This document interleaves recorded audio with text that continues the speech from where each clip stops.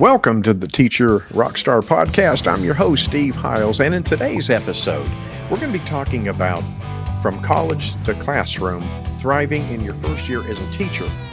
Now, this episode is specifically for those student teachers who have recently completed your student teaching phase. Very, very exciting, and hats off to you as you embark on your first year as a classroom teacher. So I want to share some tips and tricks for a successful transition here.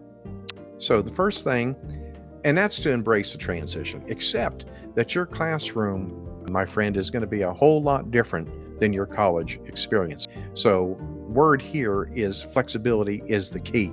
All right. View mistakes as a learning opportunity. You're not going to know everything, and don't be hard on yourself. Don't beat yourself up because you're not going to know everything. All right. So I want you to cultivate a growth mindset, meaning you may not know or have a skill or know a strategy yet. Underline the word yet, but you will learn it. All right. So that's cultivating a growth mindset. Now, reflect on your college experience and apply those lessons here.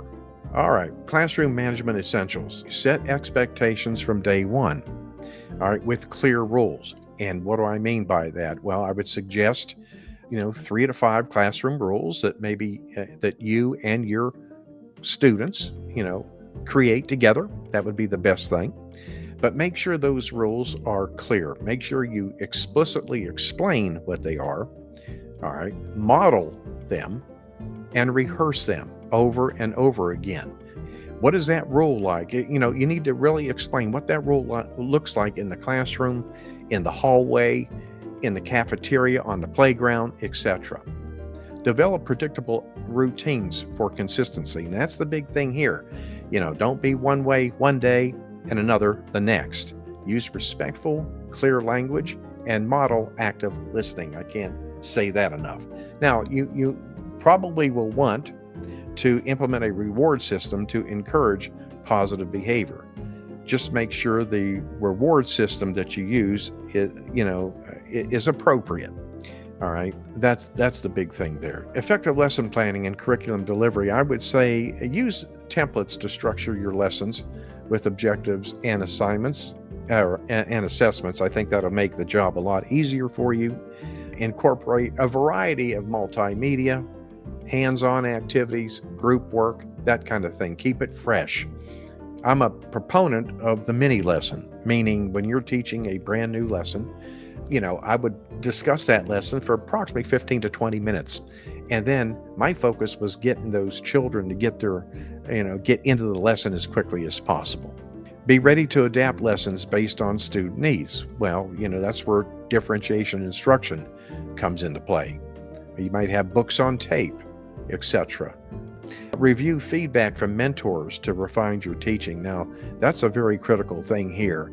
If you could latch on to an experienced teacher in your school, that would be totally awesome.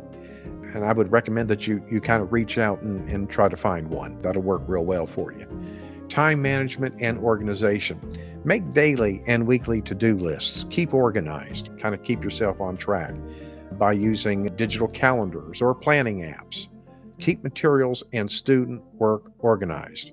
All right. Have bins labeled or color-coded where student work goes in, where you store things, supplies, materials for your lessons. So keep everything neat and organized. Get rid of that clutter. Are you a teacher who finds yourself drowning in the challenges of classroom management? Do student behaviors leave you feeling overwhelmed and drained at the end of each day? Picture this, a classroom where your students are not just present, but fully engaged, focused, and eager to learn. Say goodbye to classroom management stress and hello to success. The Teacher RockStar Academy course is meticulously designed to equip you with the tools and strategies needed to skyrocket your effectiveness as a teacher. Curious to know if the Teacher RockStar Academy course is the missing piece in your teaching journey? If you're ready to reclaim control of your classroom and witness the incredible impact on your students, then use the link in the podcast description to learn more about this program. Regularly assess and adjust your schedule. Now, building relationships and communications. Now, This is key here. Learn student names quickly, whether you need to take, practice their names with maybe take a photo of them on the backside, write their name like flashcards, go through it. So the faster you learn their names, the better off you're going to be. Now, update parents regularly and schedule brief meetings when appropriate. Now, one thing I've done in my class that's really paid off in big dividends every week. Well, first of all, at the very beginning of school, what I would do is I would make a point to personally reach out to every single parent in my class by phone that first week of school, but I gave myself up to 10 days once school started to make this happen. But a lot of times it happened within that first week of school. So reach out to them, see if they have, introduce yourself, address any concerns that they may have or questions. That will definitely pay off for you. And another thing I used to do every week, I'd pick at least minimum one boy, one girl, sometimes more, and then send positive notes home. Because you know why? And this is going to definitely pay off for you, particularly during parent-teacher conferences. Parents probably cringe every time a teacher calls because, they always expect bad news. So I think this would really be a good thing for you to do. And something else I wanted to share with you. When I made that phone call home at the very beginning of school, I've had parents tell me, you're the only teacher that has ever called at the very beginning to introduce yourself or this and that and the other. So, it kind of sets the stage up for, a welcoming kind of thing here. Seek support from your fellow teachers. A minute ago, I talked about seeking out a mentor in your building. That would be awesome to do. Join school committees within reason. Being a new teacher, you don't want to volunteer for single thing that comes down the road. But getting on a committee would be helpful. Join professional networks or forums for brand new teachers. Professional development and continuous learning. I always considered myself to be a student of learning, always learning, even now, every day. All right. Establish a mentor-mentee relationship with an experienced teacher. Attend workshops to stay updated with best practices.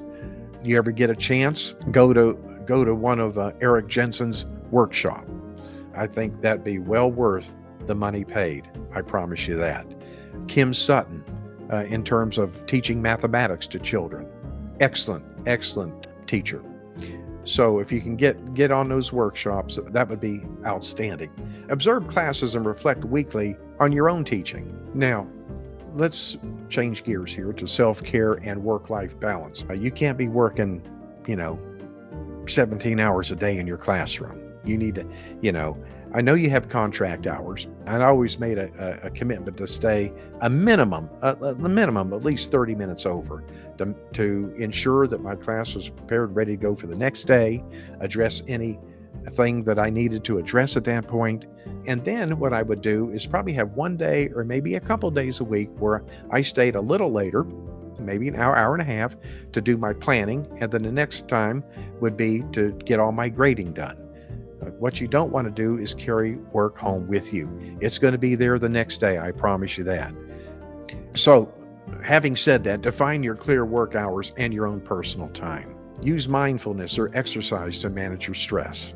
That would be a very good thing. If you're into yoga, fine. Or if you just walk, that's great.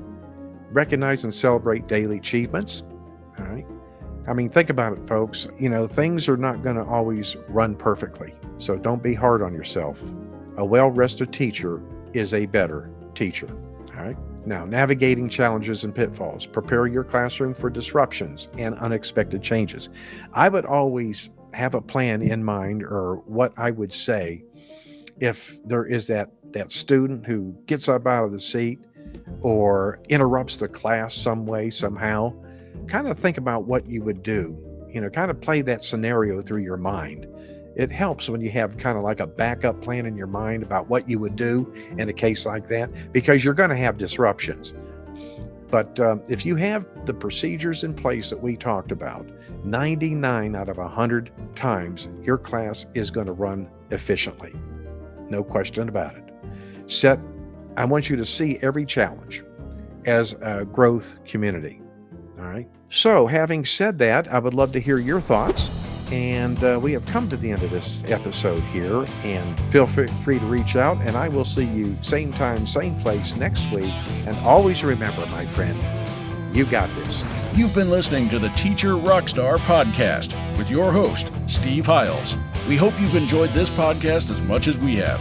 Make sure to hit that subscribe button and join our ever-growing community of Teacher RockStars. Until then, thanks for listening.